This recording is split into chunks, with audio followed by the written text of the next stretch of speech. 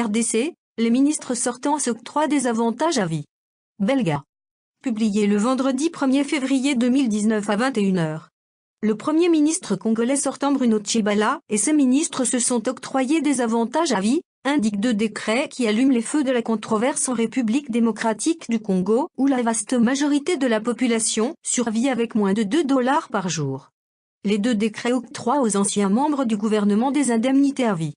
Ils ont été publiés dans le journal officiel de la RDC le 15 décembre 2018, 2 semaines avant les élections générales du 30 janvier, qui ont conduit à la première passation de pouvoir pacifique. Jusque-là en RDC, les anciens ministres disposaient d'une indemnité de sortie égale à 6 mois de traitement. Ces décrets sont scandaleux et immoraux. Ils doivent donc être annulés par les nouvelles autorités parce que ces ministres se sont octroyés des avantages indus, a déclaré à l'AFP Georges Kapiamba, président de l'ONG ACAJ, Association pour l'accès à la justice. Sur les réseaux sociaux, la colère monte. Il s'agit d'un enrichissement sans cause, une tentative de vol qu'il faut punir, a écrit Emmanuel Tchamala sur WhatsApp, alors que Patrick Kakolongo a écrit « Il faut rapidement mettre ces oisifs hors d'état de nuire ». Il est reconnu aux anciens premiers ministres, à charge du trésor public les avantages ci-après, une indemnité mensuelle estimée à 30% des émoluments du Premier ministre en fonction, une indemnité mensuelle de logement estimée à $5 000, détaillent les décrets consultés par l'AFP. Garde du corps pour la durée de leur vie.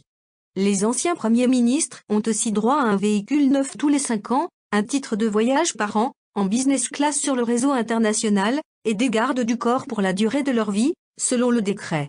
Aux anciens membres du gouvernement, les avantages ci-après à charge du trésor public sont reconnus, une indemnité mensuelle estimée à 30% des émoluments de ceux en fonction, une indemnité mensuelle de logement estimée à $1 000 américains et un titre de voyage par an, en business class, sur le réseau international, lit-on dans ces documents. Ces avantages concernent les 47 ministres, 11 vice-ministres et 2 secrétaires généraux, ainsi que des personnalités exerçant les fonctions équivalentes au rang des membres du gouvernement au cabinet du président de la République et au cabinet du Premier ministre, a décidé le Premier ministre Bruno Tshibala.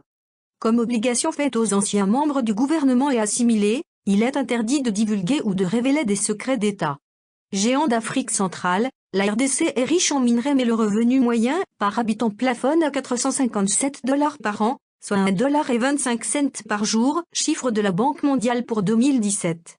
La RDC a connu sa première passation de pouvoir avec la proclamation de l'élection de Félix Tshisekedi à la présidentielle.